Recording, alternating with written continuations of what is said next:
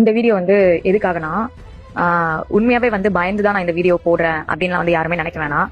நிறைய உறவுகள் வந்து எனக்கு டிஎம் பண்ணி நீங்க வந்து தைரியமா போல்டா பேசுறீங்க, அதெல்லாம் சரி, ஆனா பார்த்து சேஃபா இருங்க, இவனுங்க வந்து ரொம்ப மோசமான ஆட்கள், இவங்க கிட்ட நீங்க ரொம்ப பாதுகாப்பா இருக்கணும், இவங்க வந்து எப்போ என்ன பண்ணுவாங்கன்னே தெரியாது, சோ நீங்க இவ்வளவு போல்டா வீடியோ போடுறத பார்த்து யார் வேணாலும் என்ன வேணாலும் பண்ணா, சோ பாதுகாப்பா இருங்க அப்படின்னு சொல்லி நிறைய பேர் டிஎம் பண்றீங்க. எல்லாமே எனக்கு புரியுது.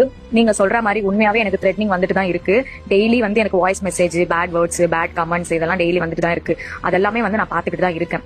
ஒருவேளை நீங்க சொல்ற மாதிரி எனக்கு நாளைக்கு என்னமோ ஆயிடுச்சு, ஒருவேளை நான் ரோட்ல போறப்ப கீழே விழுந்துட்டேன், இல்ல வந்து வண்டியில இருந்து யாரோ நடிச்சுட்டாங்க அப்படின்னா அது ஒரு சாதாரணமான ஆக்சிடென்டாவோ இல்ல அது ஒரு சாதாரணமான விபத்தாவோ இருக்காது அப்படின்றத மட்டும் நான் இந்த வீடியோல தெரிவிச்சுக்கிறேன். இது வந்து பயப்படக்கூடிய ஒரு விஷயம் தான்.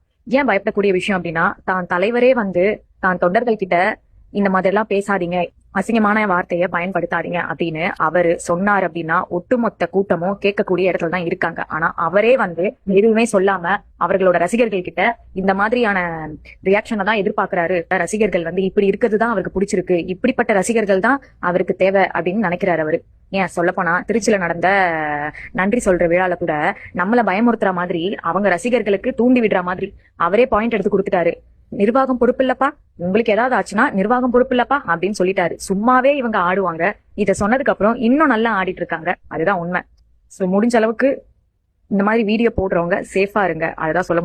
எதர்ச்சியா ஏதோ ஆயிடுச்சு இந்த பொண்ணுக்கு அப்படின்னு மட்டும் விட்டுறாதீங்க. கண்டிப்பா ஏதாவது ஒண்ணு ஆச்சுன்னா அதுக்கு காரணம் யாரா இருப்பாங்கன்னு உங்களுக்கே தெரியும். விட்டுறாத மாறா, அதுதான், விட்டுறாதீங்க.